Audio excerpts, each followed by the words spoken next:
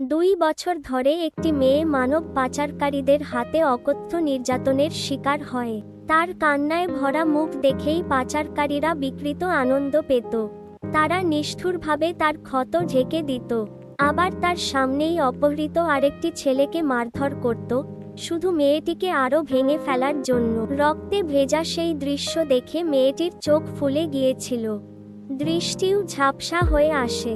তবুও নির্যাতন থামেনি।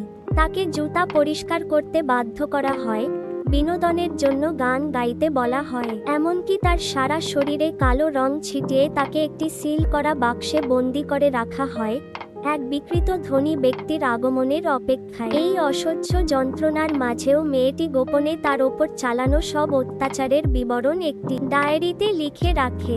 পরে পুলিশ অভিযান চালিয়ে সেই ইন্ডাস্ট্রিয়াল পার্ক ধ্বংস করে দিলেও ডায়েরিতে বর্ণিত মূল পাচারকারী রহস্যজনকভাবে কোনো চিহ্ন ছাড়াই উধাও হয়ে যায়। সবকিছু সহ্য করতে না পেরে শেষ পর্যন্ত মেয়েটি আত্মহত্যা করে। তার মৃত্যুর পর তার বোন প্রতিশোধ নেওয়ার শপথ করে। সে পাচারকারীর খোঁজে লেগে থাকে, কিন্তু দীর্ঘদিন কোনো সূত্র খুঁজে পায় না। হঠাৎ একদিন গোসল করার সময় সে আবিষ্কার করে কেউ তার ছবি তুলছে। সে তৎক্ষণাৎ ধাওয়া করে, আর ঠিক তখনই এক লম্বা চুলওয়ালা লোক তাকে সাহায্য করে সেই উকি দেওয়া ব্যক্তিকে ধরে ফেলে। প্রথমে লোকটিকে একজন সাহসী ও ন্যায়পরায়ণ মানুষ বলে মনে হয়। তার কণ্ঠস্বর শুনে বোনটির মনে সন্দেহ জাগে। এই কণ্ঠস্বর যেন হুবহু তার বোনের ডায়েরিতে বর্ণিত পাচারকারীর মতো। গভীরভাবে তদন্ত করতে গিয়ে সে জানতে পারে মিয়ানমারের নর্দার্ন ইন্ডাস্ট্রিয়াল পার্কের পেছনে এক প্রভাবশালী স্থানীয় ধনী ব্যক্তির হাত রয়েছে। সেই ধনী ব্যক্তি তার বাড়িতে একটি বড় পার্টির আয়োজন করছে। সে জানতে পারে প্রমাণ খোঁজার আশায় সে অতিথির ছদ্মবেশে সেখানে প্রবেশ করে এবং গোপনে শোবার ঘরে ঢোকে। ঠিক তখনই তাকে আটকে ফেলে এক লম্বা চুলওয়ালা যুবক, যিনি আসলে সেই ধনী ব্যক্তির ছেলে গুয়ান হুয়াই। পরিস্থিতি আরও জটিল হয়ে ওঠে যখন ধনী ব্যক্তি এসে পড়ে। অপ্রত্যাশিতভাবে গুয়ান হুয়াই মেয়েটিকে আড়াল করে দাবি করে যে তারা একসাথে ডেটে এসেছে। নিজের ছেলেকে অপছন্দ করায় ধনী ব্যক্তি রেগে তাকে চলে যেতে বলে। গুয়ান হুয়াই চলে যাওয়ার সময়ে মেয়েটি তার কোমরের একটি ট্যাটু লক্ষ্য করে, যা পাচারকারীর বর্ণনার সঙ্গে মিলে যায়। প্রশ্ন জাগে, গুয়ান হুয়াই কি তাহলে সেই একই মানুষ? সত্য জানার জন্য সে ইচ্ছাকৃতভাবে এমন জায়গায় যায় যেখানে গুয়ান হুয়াই নিয়মিত আসত। এক বিপজ্জনক পরিস্থিতিতে পড়লেও সে ভয় পায় না, কারণ সে নিশ্চিত ছিল গুয়ান হুয়াই তাকে সাহায্য করবে। সত্যিই গুয়ান হুয়াই এসে তাকে রক্ষা করে এবং তাদের মধ্যে ধীরে ধীরে এক অদ্ভুত ঘনিষ্ঠ ওলতা তৈরি হয়।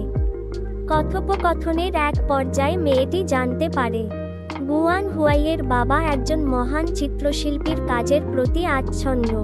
সেই শিল্পী বহু আগেই মারা গেছেন, আর আশ্চর্যজনকভাবে মেয়েটি সেই শিল্পীরই মেয়ে। সেই দক্ষতার সঙ্গে সেই মাস্টারের একটি চিত্রকর্মের নিখুঁত প্রতিলিপি তৈরি করে। এতে সন্তুষ্ট হয়ে ধনী ব্যক্তি তাকে তার ব্যক্তিগত চিত্রশিল্পীর সহকারী হিসেবে নিয়োগ দেন।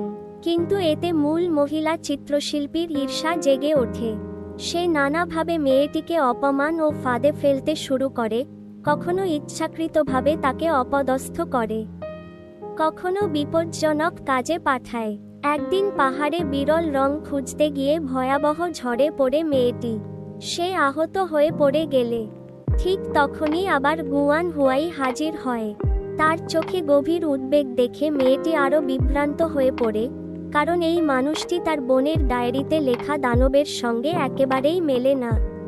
সে ভালো নাকি ভয়ঙ্কর কোনো মুখোশ পরা শয়তান? সব সূত্র জোড়া লাগানোর আগেই মেয়েটি বাড়ি ফিরে একটি পুরনো পারিবারিক ছবিতে নজর দেয়, যেখানে তার বাবা, বোন ও সে আছে, কিন্তু একজনের মুখ ইচ্ছাকৃতভাবে ছিঁড়ে ফেলা। এই গল্পটি রহস্য, ষড়যন্ত্র আর ভয়াবহ প্লট টুইস্টে ভরা এক সাসপেন্স ড্রামা, যা শুধু চমক দেয় না, মানুষের প্রকৃতির গভীরে লুকিয়ে থাকা অন্ধকার দিকও উন্মোচন